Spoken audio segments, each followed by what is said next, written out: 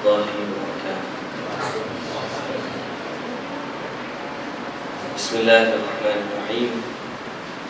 الحمد لله رب العالمين، الصلاة والسلام على أشرف الأنبياء والمرسلين نبينا محمد وعلى آله وصحبه أجمعين.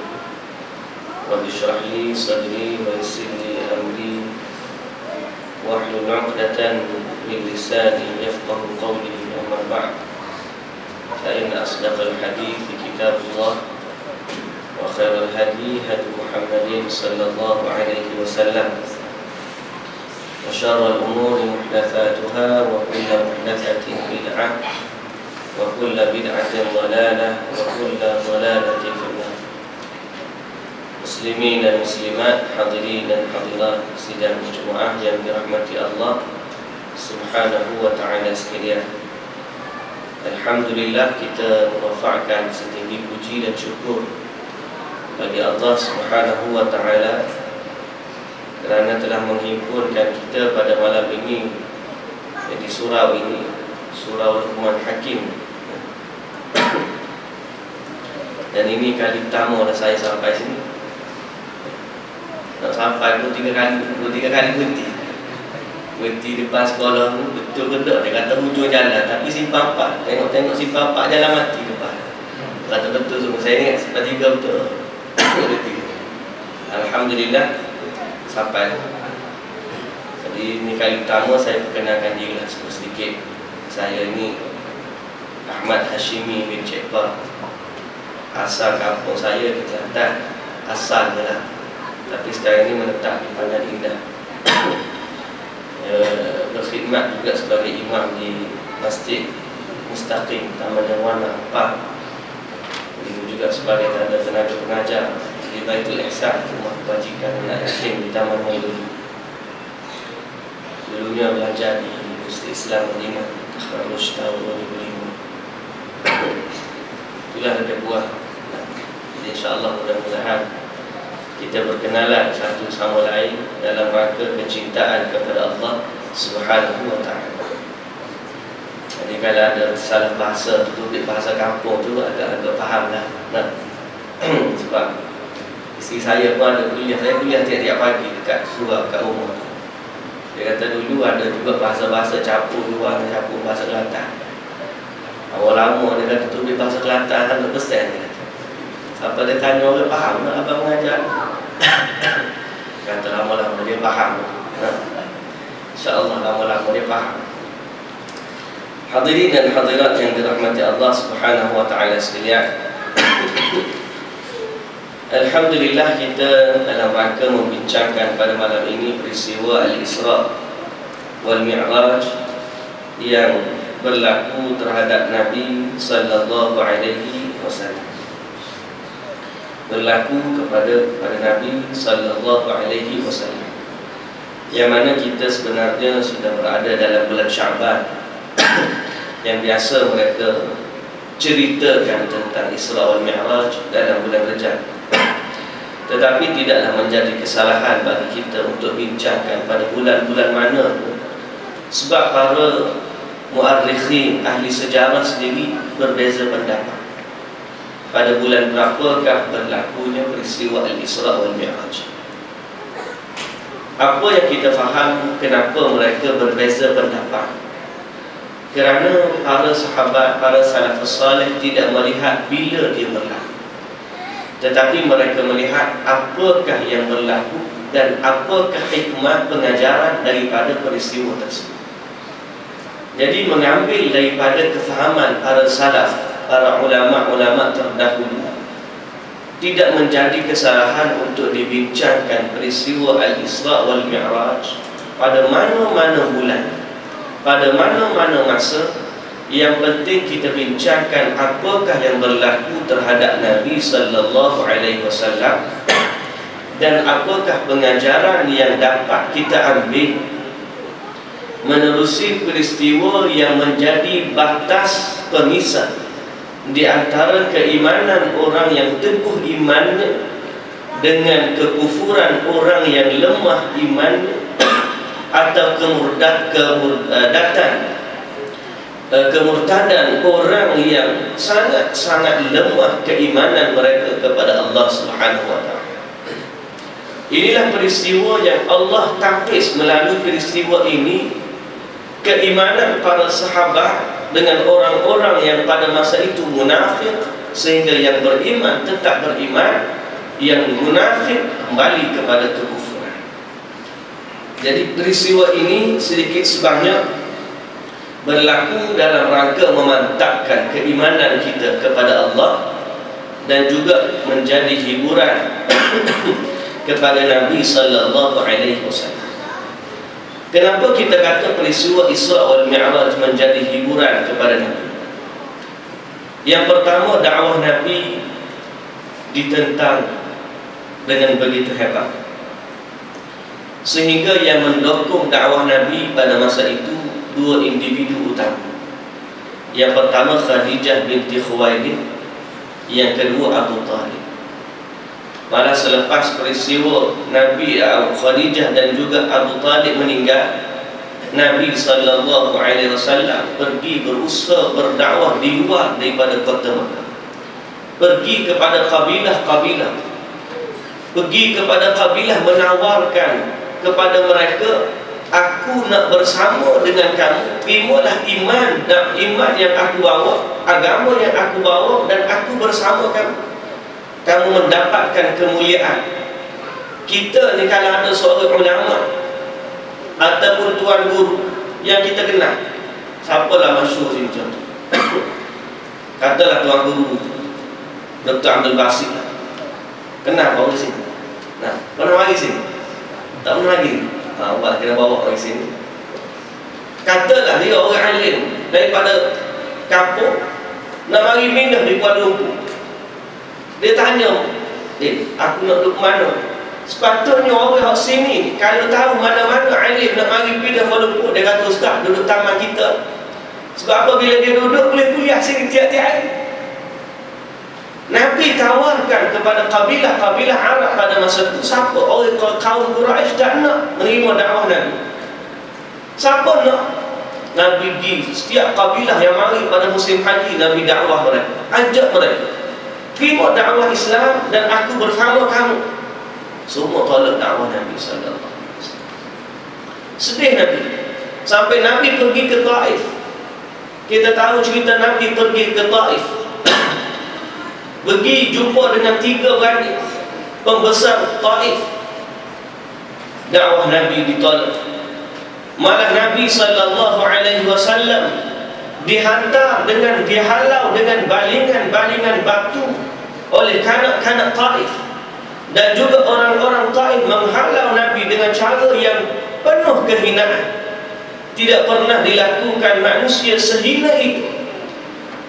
Dengan diarak, dihalau dengan balingan batu, sampai Nabi kata, aku berjalan dalam keadaan gelisah, keluh kesah. Sampai-sampai tiba-tiba aku sampai ke Qarnus Tha'alib. Qarnus Tha'alib ni jarak di antara Taif dengan Qarnus Tha'alib lebih kurang 5 km. Nabi jalan dalam, sampailah nak jumpa taman itu. Nabi berlindung di taman milik Utbah bin Rabi'ah.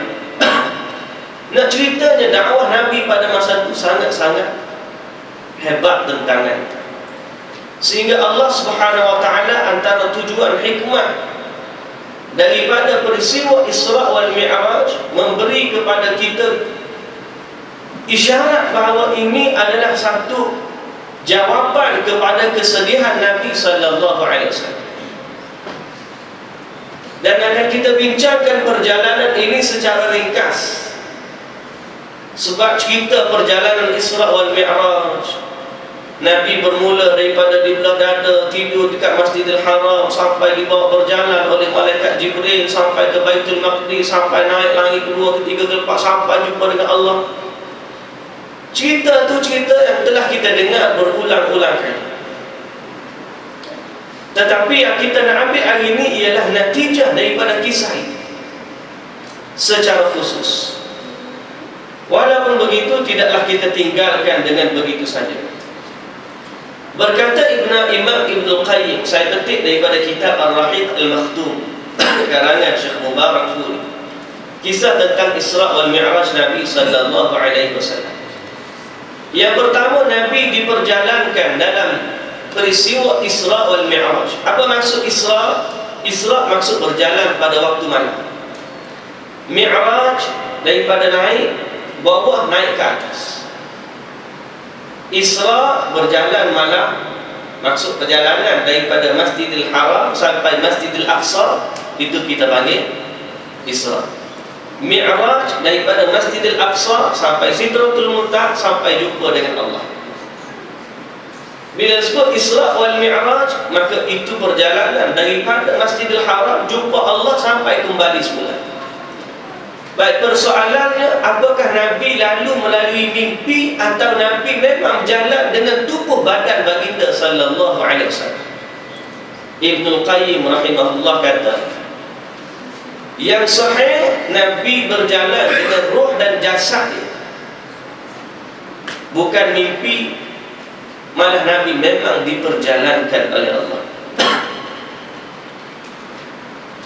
Naik apa? Naik burak. Naik burak sampai di Masjidil Aqsa. Sampai di Masjidil Aqsa, ikat burak di situ. Dalam kisah seorang penjaga Baitul Maqdis, dia kata, dalam satu riwayat mengatakan bahawa penjaga Baitul Maqdis kata, dia mendapati pada satu malam ada satu pintu yang tidak dapat ditutup.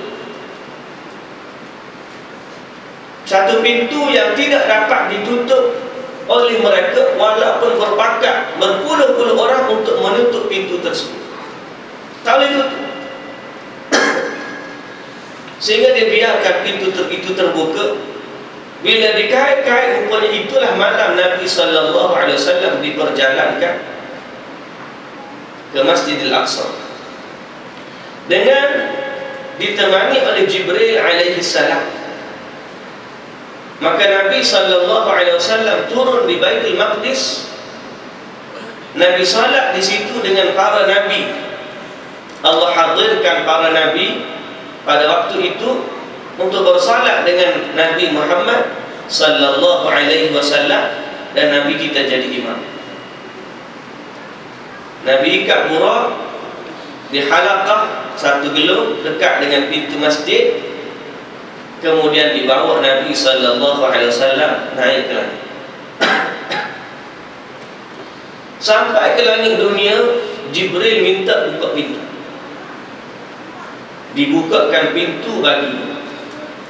Maka Nabi sallallahu alaihi wasallam melihat pada langit yang pertama Adam alaihissalam. Nabi bagi salam kepada Nabi Adam alaihissalam, dan dia sambut Nabi. Dia jawab salam Nabi, dia mengakui kenabian Nabi, dan Allah memperlihatkan kepada Nabi sallallahu alaihi wasallam roh para syuhada di sebelah kanan Adam alaihissalam, dan roh orang-orang yang sengsara celaka di sebelah kiri Adam alaihissalam. Jumpa Nabi Adam langit pertama. Naik langit kedua, minta buka, dibuka bagi Nabi. Kemudian Nabi jumpa Nabi Yahya dan juga Isa alaihi salam. Dua-dua berjumpa dengan Nabi, Nabi bagi salam, kedua-duanya jawab salam. Kemudian mereka menyambut Nabi, dan mereka dua mengakui kenabian Nabi sallallahu alaihi wasallam. Lepas tu naik pula langit yang ketiga, jumpa Nabi Yusuf alaihi salam. Begitu juga bagi salam, disambut, dan dia akui kenabian Nabi sallallahu alaihi wasallam. Sebab Nabi kita adalah Sayyidul Mursalin, ketua sekalian para Nabi. Walaupun dia lebih muda, walaupun dia yang terakhir, tapi baginda adalah umat ataupun Nabi yang paling mulia.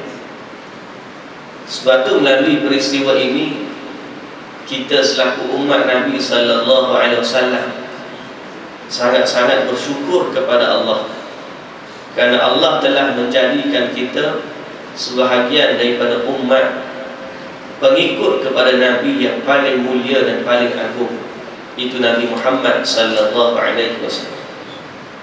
Naik langit keempat, jumpa Nabi Idris. Begitu juga yang berlaku. Naik ke langit kelima, jumpa Nabi Harun. Bagi salam, disambut dan diambil. Langit keenam, jumpa Nabi Musa alaihissalam. Langit yang ketujuh, langit keenam bila jumpa bagi salam pada Nabi Musa, Nabi Musa jawab. Kemudian bila dia nak lalu, Nabi Musa nak tinggalkan Nabi Musa, nak pergi naik langit seterusnya, Nabi Musa menangis.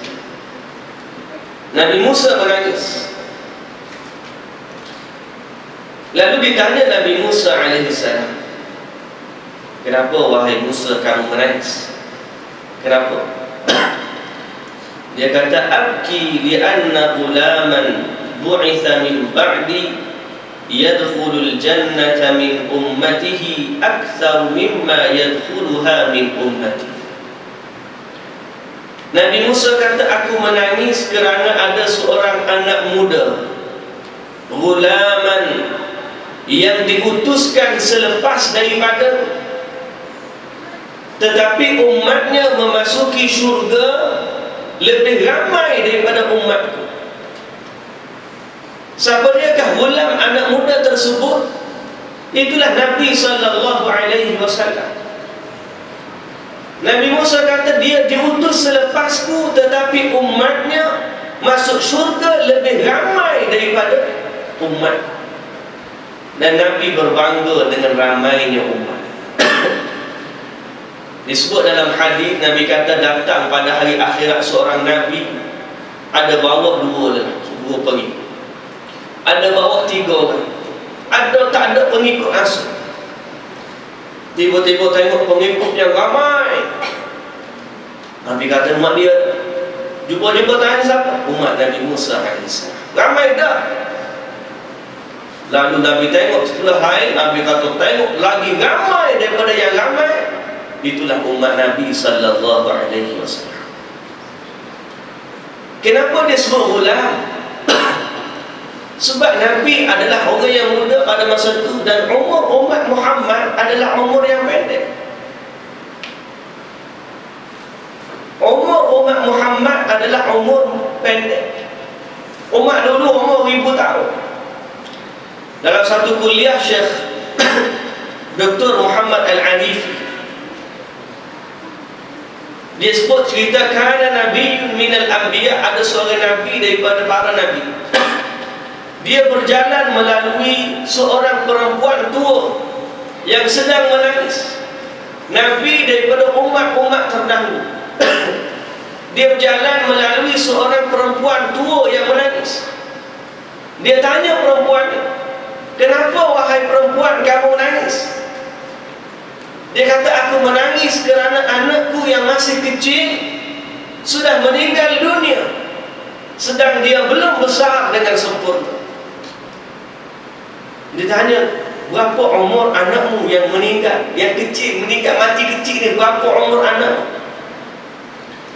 Dia jawab, 700 tahun.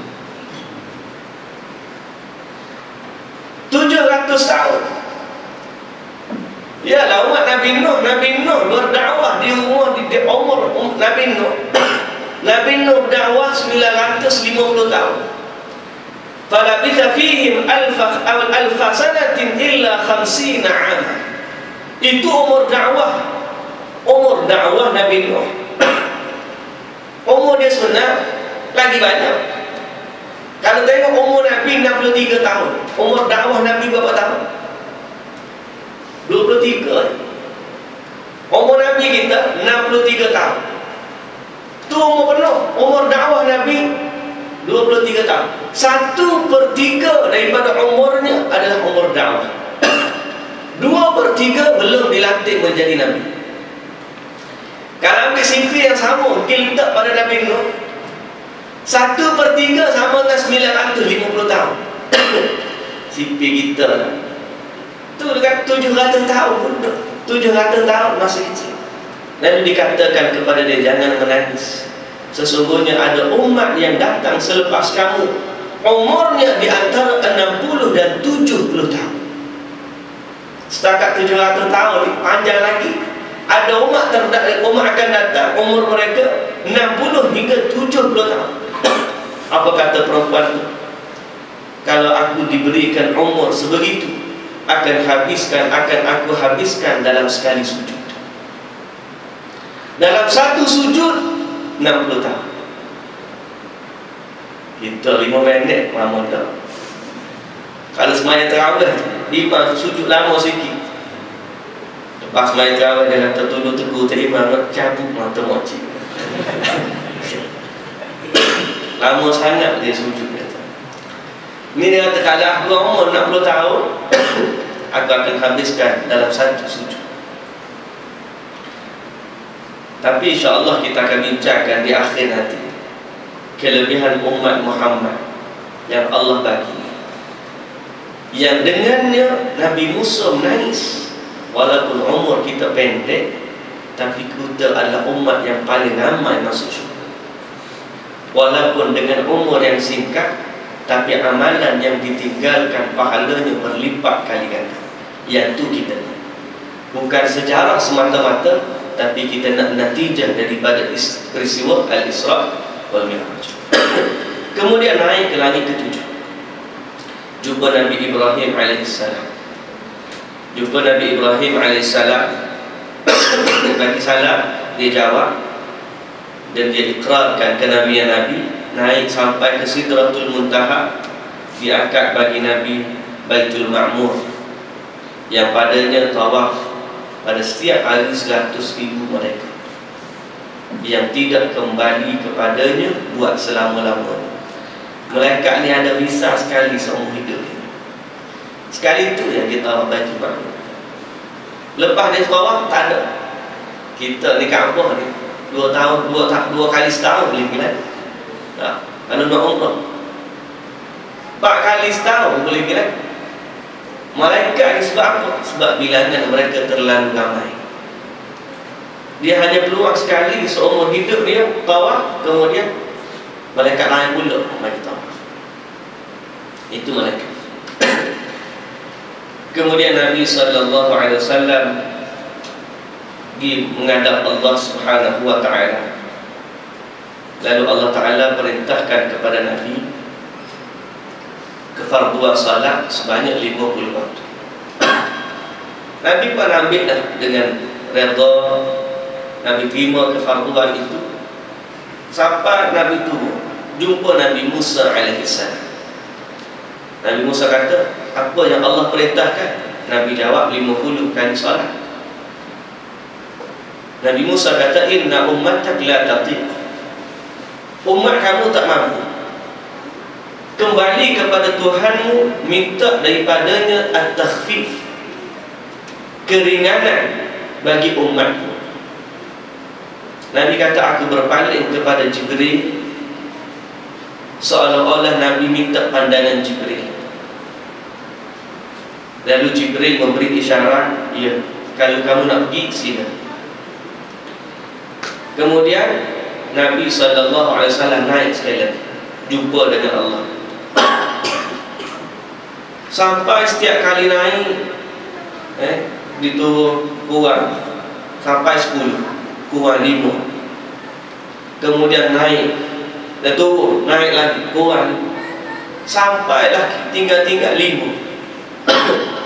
Bila sampai 5, jumpa Nabi Musa alaihissalam. Apa kata Nabi Musa? Nabi Musa kata, pergi kembali kepada Allah, minta kurang lagi. Apa kata Nabi? Nabi kata, istahyaitu min Rabbi. Aku dah malu dah jumpa Allah. Malu dah jumpa Allah. Aku dah malu jumpa Allah. Walakin arda wa usalli. Akan tetapi aku redha dan aku terima apa yang Allah fardukan. Ada juga orang kata rugi Nabi tak naik sekali lagi.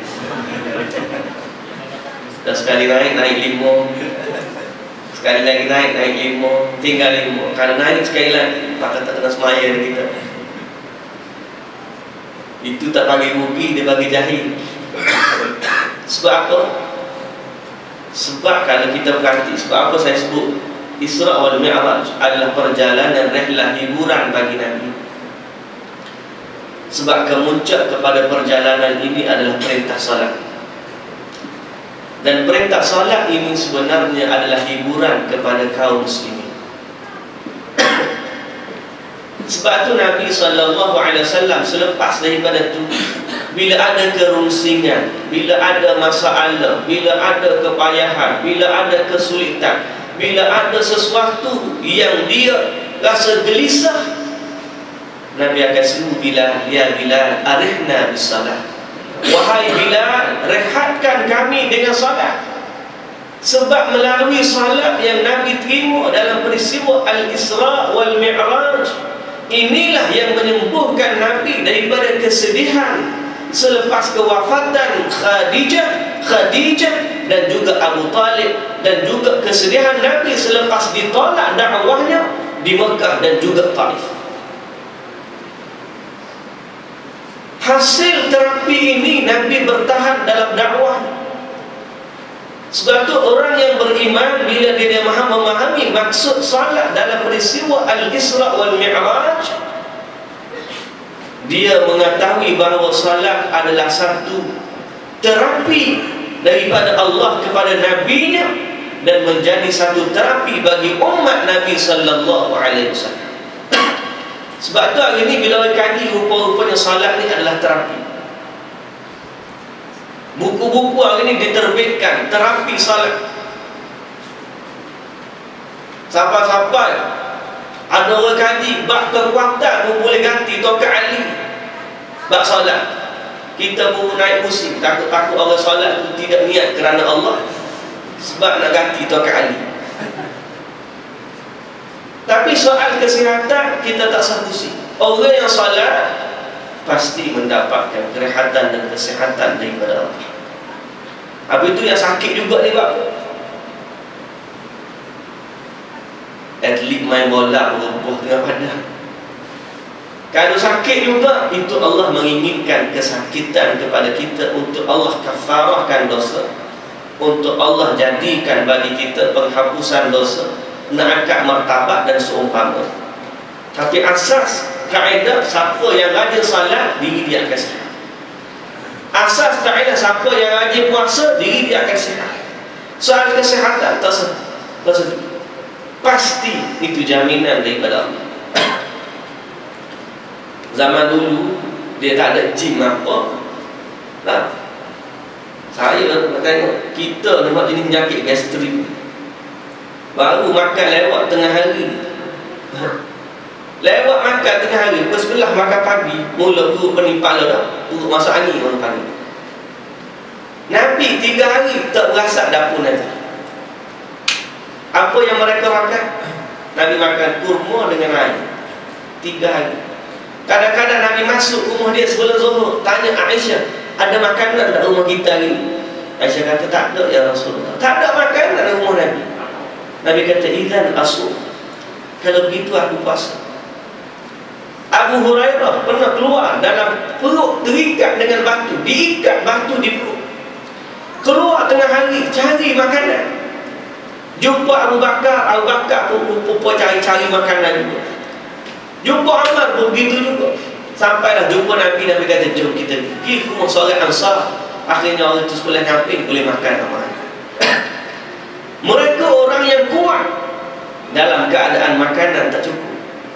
Di manakah sumber kekuatan mereka? Mereka kenyang dengan zikir dan ibadah kepada Allah. Tapi kita, kita bak makan satu. Ni Ramadan ni ada iklan buffet berbuka puasa, RM60, RM70 satu kepala. Masuk makan apa saja. Lepas tu terawih entah ke mana. Patut dia tulis bawah tu. Terawih tidak dijamin. Sebab apa? Biasanya bila dah kenyang tu lupa belaka. Sidang jemaah yang dirahmati Allah, Orang yang tidak rapat dengan salat, dia tak tahu keindahan salat yang telah difardukan oleh Allah Subhanahu wa ta'ala. Sidang jemaah yang dirahmati Allah Subhanahu wa ta'ala sekalian, kemudian Nabi SAW diperlihatkan dengan beberapa perkara, dan ada beberapa peristiwa yang kita bukan sebut secara tersusun, melainkan kita terus kepada iktibar yang ada dalam peristiwa Al-Isra wal Mi'raj. Yang pertama, kita kata tadi bahawa umur umat Nabi Muhammad adalah pendek, tetapi Allah Subhanahu wa ta'ala mengurniakan kepada mereka amalan yang sedikit dengan pahala yang banyak. Dan di antara kunci kepada amalan yang memberikan banyak pahala ialah salat. Sidang jemaah yang dirahmati Allah, 60 tahun nak banding umur umat dahulu, ratus-ratus tahun, ribu tahun, kalau kita tak jaga amal soleh kita, payah nak masuk syurga. Perkara yang paling utama, keimanan kepada Allah. Yang kedua seterusnya ialah salat. Tapi salat macam mana? Salatlah sebagaimana Nabi SAW mengajarkan kepada kita salat. Dan kalau kita perhatikan dalam ibadah salat, inilah khazanah terbesar peninggalan Nabi SAW yang mendatangkan pahala yang banyak. Yang pertama, salatlah secara berjamaah. Nabi kata salatul jamaah afdalu min salatil fadhi bi 27 darajah. Salat berjamaah lebih baik daripada salat bersendirian lebih 27 kali ganda. 27 ni sekali semuanya. Kalau sehari 5 kali. Orang salat sendiri dapat 1, 5. Orang yang salat di rumah dapat 5. Orang salat di masjid dapat berapa? 27 kali 5 berapa? Lebih 135. Betul? 135 kali ganda sehari. Kalau pahala tu 1000, 135,000, tapi pahala pasti lebih banyak daripada sehari. Kalau seminggu 7 hari, kalau sebulan 30 hari, kalau setahun, berapa banyak gandaan pahala apabila kita melazimi salat berjamaah di masjid. Sehingga seorang sahabat yang buta, Abdullah ibnu Ummi Maktum, kisah yang masyhur, minta keuzuran daripada Nabi, ya Rasulullah, boleh tak aku nak salat di rumah? Aku ni buta, tak ada orang nak bawa aku datang ke masjid. Nah, dia kata tak apa, sila. Dia pun balik. Tiba-tiba wahyu sampai kepada Nabi, dia panggil balik, panggil sini. Atasma'un nida, kamu dengar tak azan? Abdullah ibnu Ummi Maktum kata, ya, aku dengar. Idzan fa'ajib, kalau begitu jawab. Jawab azan maksudnya datanglah salat berjamaah di masjid. Orang buta Nabi suruh bagi datang salat di masjid. Sehingga Nabi kata, kata Nabi, berharap dapat suruh seorang mengimamkan salat ganti aku, dan aku keluar bersama pemuda-pemuda, bawa kayu-kayu api, sehingga kami pergi bakar rumah orang-orang yang tidak mendatangi masjid untuk bersalat jamaah. Itu ancaman daripada Nabi. Kalau tidak ada keuzuran, datanglah salat berjamaah. Umur kita pendek, tapi Allah bagi 5 kali salat sama dengan 50 salat. 1. Ini dia panggil kunuz al-azimah, perbendaharaan yang paling besar daripada Nabi. Sebab tu kita kalau faham, hadirin dan hadirat yang dirahmati Allah, dalam hidup ni semua orang nak shortcut. Apa maksud shortcut? Buat kerja sikit untuk banyak. Letak modal 100, tiba-tiba utus juta. Mustahil lah. Mustahil pada bisnes dengan manusia. Letak modal 100 nak utus juta ke mana? Kalau letak 1000 utus 100 tu boleh kira balik modal pun muncul. Ni letak 100 nak utus juta, tapi dengan Allah boleh. Dengan Allah boleh. Wallahu yudha'ifu liman yasha. Allah gandakan kepada apa yang dia nak. Itu Allah Subhanahu wa ta'ala. Sebab tu dalam hidup kita minta tolong sidang Jumaat yang dirahmati Allah. Kembali kepada apa yang Nabi ajar. Sebab menerusi apa yang Nabi ajarlah kita mendapati gandaan pahala yang banyak. Manusia lain tak boleh ajar kepada kita. Allah kata mari sini, buat amal ginilah. Sebab apa? Amal ini bagus. Kalau kamu buat gini dapat pahala sekian. Kita tanya dia tu, siapa pun nak kata pahala sekian. Ada kamu terima wahyu daripada Allah? Tak ada. Ada Jibril jumpa kamu? Tak ada. Siapa dia bagi tahu kepada kamu pahala sekian? Dia kata aku mimpi. Mana ada? Orang yang boleh menjamin pahala yang berganda bagi kita hanyalah Nabi SAW. Sebab tu antara perbendaharaan yang ditinggalkan kepada oleh Nabi kepada kita, antaranya ialah salat. Dan bersama dengan salat ada kelebihan yang banyak. Ada kelebihan saf yang pertama. Ada kelebihan takbiratul ihram bersama imam. Ada kelebihan melangkah, setiap langkah diangkat 1 darjat dan dihapuskan 1 kesalahan. Waktu kita berwudu ada kelebihan gugurnya daripada celah-celah kuku kita dosa-dosa, dan kita diberi keampunan oleh Allah. Bila salat berjamaah, Nabi kata idza qala al-imam amin faqulu amin. Bila imam kata amin, kamu katalah amin. Sesungguhnya orang yang sama amin dia dengan amin malaikat, diampunkan baginya dosa-dosa yang telah lepas. Hanya dengan amin orang yang salat berjamaah. Tapi kalau orang salat sendiri di rumah ada amin tak? Main amin sendiri. Nabi kata idza wafaqa ta'minuhu ta'minal malaikah. Nabi kata jelas, bila imam kata amin, kamu kata amin. Bila sama amin kamu dengan amin malaikat, diampunkan dosa yang telah lepas. Ya, kalau semuanya seorang di rumah tak ada amin imam, tak ada. Dengan amin pun dapat keampunan. Salat, salat kemuliaan. Sebab tu kita kalau sembahyang berjemaah jangan dulu daripada imam. Sebab Nabi kata idza qala al-imam amin faqul amin. Bila imam kata amin, kamu baru kata amin. Kalau kita cakap dulu waladdallin, imam tak ada tarik nafas, kita amin. Imam pula tu cungak-cungak nak ikut kita. Tak ada kelebihan. Nabi kata siapa yang sama kelebihan dia diampun dosa. Itu khazanah. Hadis yang sahih. Apalagi sidang Jumaat yang dirahmati Allah. Khazanah dalam salat ni banyak. Soal sujud dia paling dekat dengan Allah. Kemudian selepas salat dalam satu hadis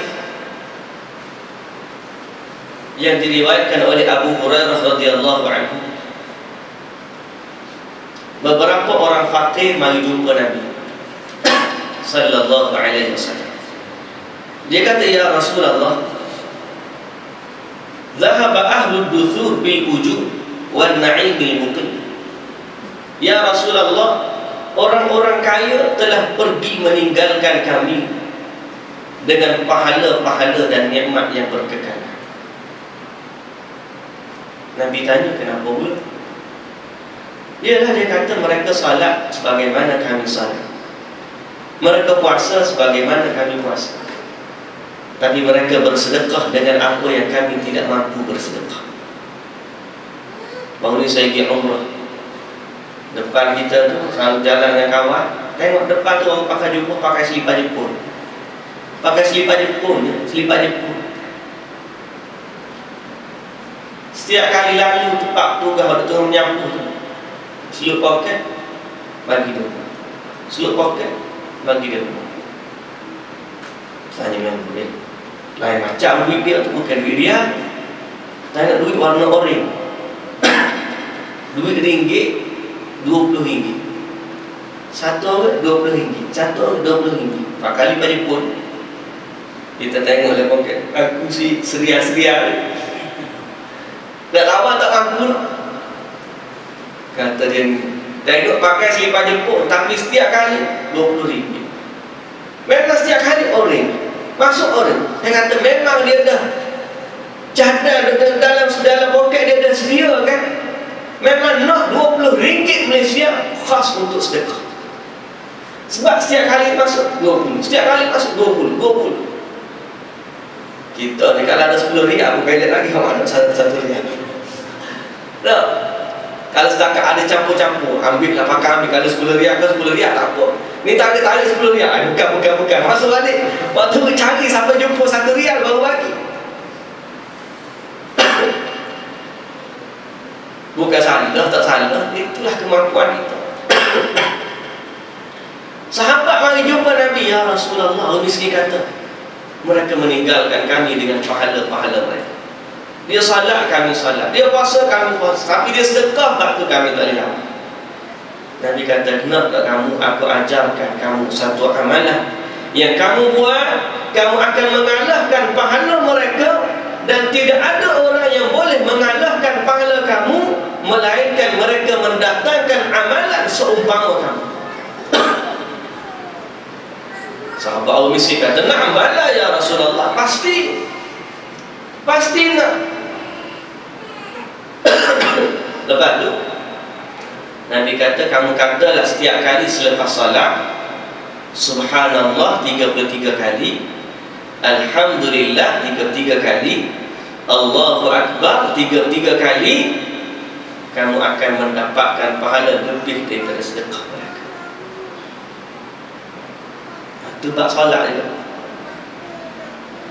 Sahabat pun gembira. Balik kampung nak zikir pada dia. Orang kaya pun tengok.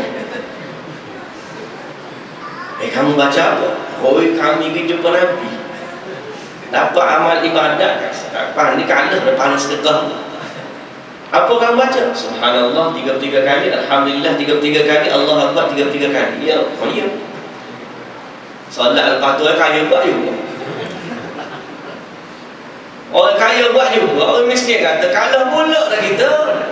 Pergi jumpa sekali lagi dengan Nabi sallallahu alaihi wasallam. Jumpa sekali lagi dengan Nabi. Nabi kata, dzalika fadlullah yu'tihi man yasha. Hadis sahih riwayat Imam Muslim. Nabi kata, itulah kelebihan yang Allah bagi kepada siapa yang dia. Maksudnya dalam solat, selepas solat terdapat pahala yang berlipat kali ganda daripada Allah. Hanya sekadar 33 dapat kelebihan yang mengalahkan pahala sedekah orang kaya. Sebab tu kita ni kalau boleh jaga, bab tu memang jaga. Zikir ni 3 kali jaga. Jangan zikir ikut imam ni.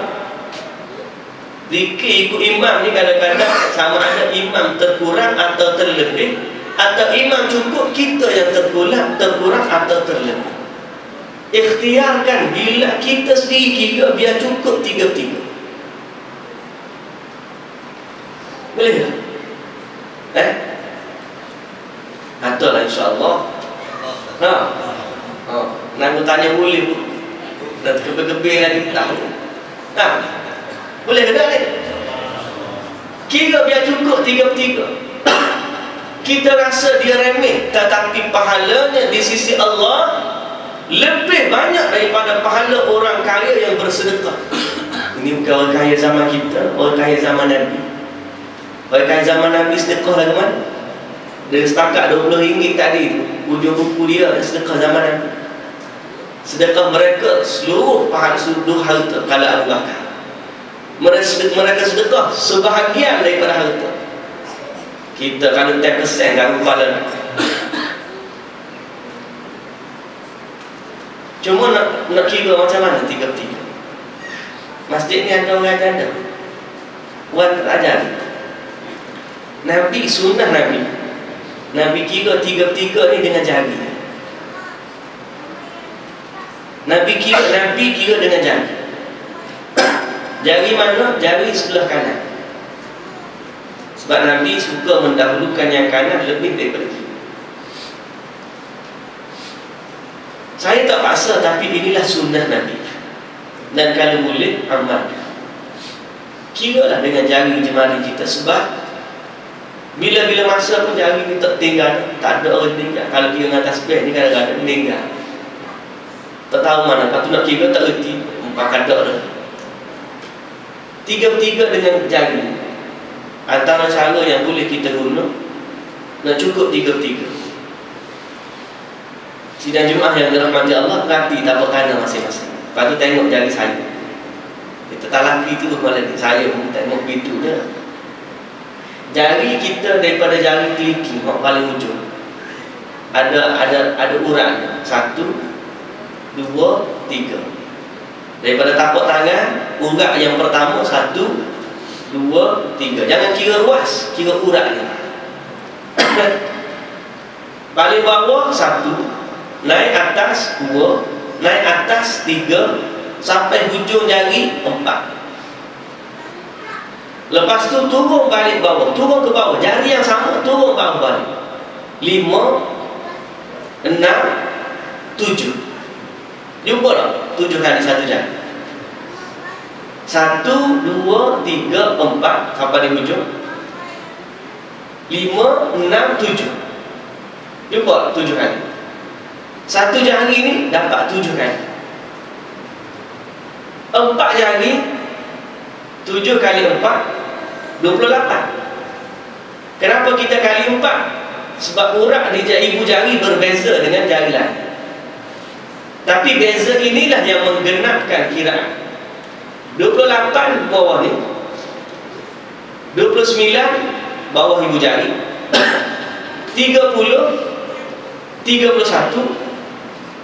32, 33. Genap-genap 33. Cara lain pun boleh, tak ada masalah. Cuma ini cara yang pada saya paling tepat dan paling mudah untuk kita kira. Kalau dulu saya buat 1, 2, 3, 4, 5, 6, 7, 8, sekali 15, kemudian buat 2 kali 30, kemudian tambah lagi 3, pun boleh juga. Tapi sebab saya ni orang jenis berlupa.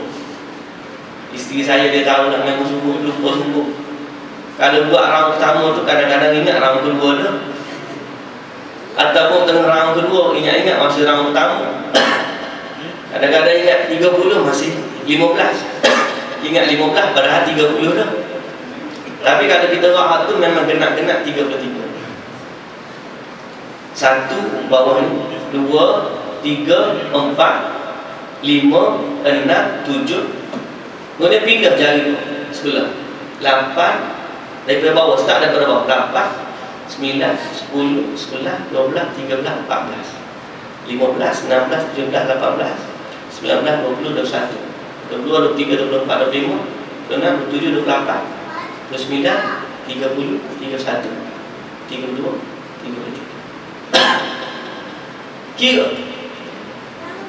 Saat nak kira macam mana terpulang. Tapi jangan sia-siakan khazanah yang Nabi bagi tahu pada kita. Khazanah yang sangat-sangat bernilai. Baik, sidang Jumaat yang dirahmati Allah. Beberapa faedah lagi tentang peristiwa Al-Isra' wal Mi'raj. Kalau nak ambil semua faedah daripadanya terlalu banyak. Tapi antara yang berlaku pada waktu itu, Nabi juga dibelah dada Nabi. Sebelum naik jumpa Allah, Nabi dibelah dada, ambil hati, dibersihkan dengan air Zam-Zam. Sebab tu kita disunatkan, disyaratkan bersuci sebelum kita bersolat. Sebab Nabi dibersihkan zahir dan batinnya sebelum menghadap Allah, maka kita diajar untuk bersuci sebelum menghadap Allah. Cuma saya nak pesan kepada sidang Jumaat sekalian, ada juga manusia yang tidak memandang wuduk itu sebagai kesucian lahiriah dan batiniah. Sebab wuduk ni bukan sekadar membersihkan anggota, malah dia menghapuskan dosa. Tiba-tiba selepas kita wuduk, ada tunggu-tunggu solat, dia pun sambil-sambil tunggu azan, cucuk dulu sebatang, isak dulu sebatang dulu, sambil tunggu solat. Itu bertentangan dengan prinsip yang difahami daripada peristiwa dibelahnya dada Nabi SAW sebelum peristiwa Isra wal Mi'raj. Bahkan jumhur hampir kepada ijma' telah mengatakan bahawa merokok adalah haram. Apakah kita nak bertemu dengan Allah dalam keadaan diri yang terpaling dosa? Padahal Nabi mengajarkan kepada kita penyucian rohani dan jasmani melalui pelaksanaan wudhu. Penghayatan perlu dilaksanakan.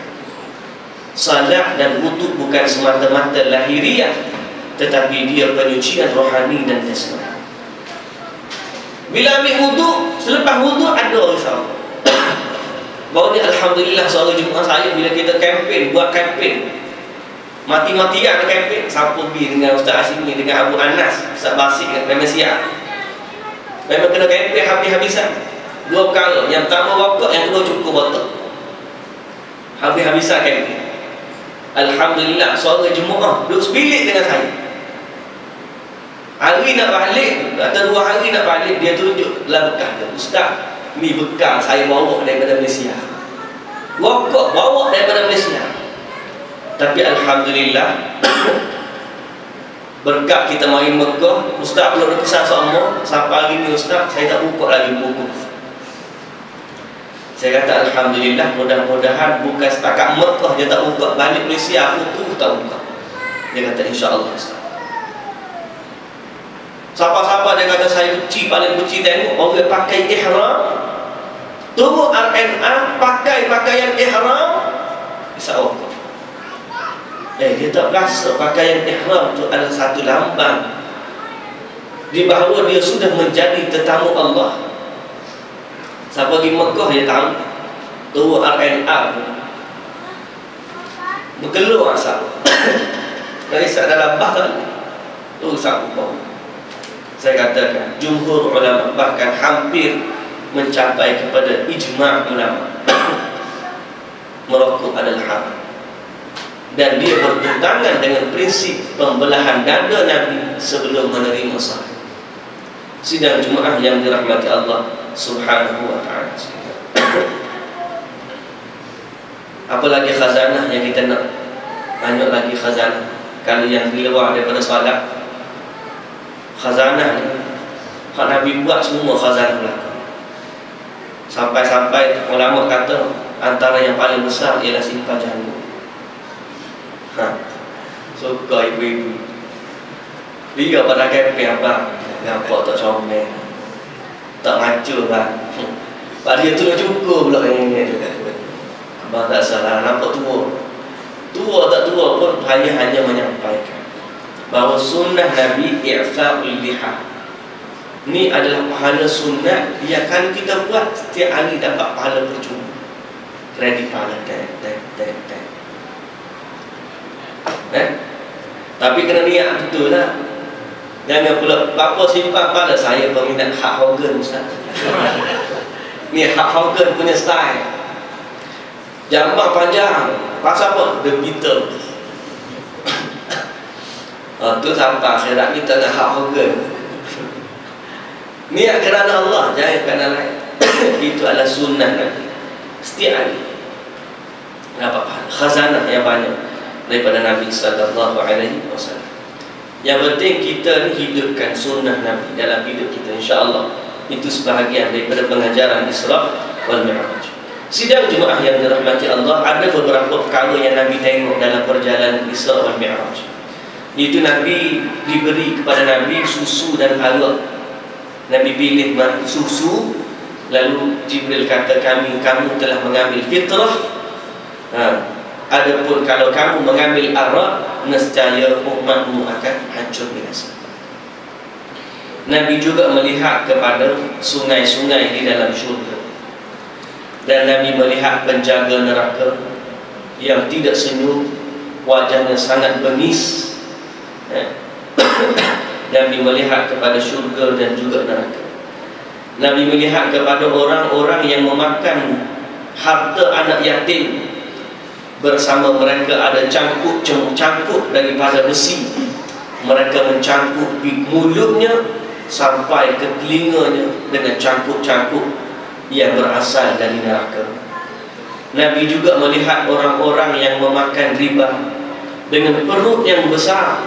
Mereka tidak mampu berjalan dan bergerak kerana perut yang terlalu besar. Nabi melihat melalui juga keluarga Fir'aun, dan mereka dimasukkan ke dalam neraka setiap hari siang dan malam. Nabi melihat orang-orang penzina yang diberikan kepada mereka daging yang baik, tapi mereka tinggalkan untuk memakan daging yang busuk. Nabi juga melihat wanita-wanita yang memasuki kepada majlis lelaki-lelaki yang bukan mahram dan bukan di kalangan anak-anak mereka. Nabi melihat mereka tergantung dengan dada-dada mereka. Nabi melihat balasan, gambaran-gambaran azab yang akan diterima oleh orang-orang yang melakukan kesalahan di dunia. Sidang jemaah yang dirahmati Allah, selepas daripada Nabi turun, bila Nabi khabarkan kepada umat dia, semua tak percaya. Semua tak percaya. Sampai-sampai Abu Jahal kata, nak aku jadi tukang promoter. Abu Jahal tak pernah jadi promoter nanti. Tiba-tiba balik peristiwa Isra wal Mi'raj, dia kata nak tengok Nabi. Dia temenung. Nabi kata, Abu Jahal kata, mana Muhammad hari ni dapat temen? Dia kata, aku naik ke langit semalam di Masjidil Aqsa, naik ke langit, lepas tu balik semula, jumpa Allah gini. Abu Jahal kata, mungkin Palestin semalam, lepas tu hari ni balik semula, naik ke langit pula. Abu Jahal pun tahu ni, nak aku panggil orang untuk kamu ceritakan cerita yang sama, kamu cerita kepada aku. Semangat Abu Jahal, pergi panggil semua, habis orang mari depan Nabi. Panggil Muhammad tu cerita balik. Nabi cerita balik.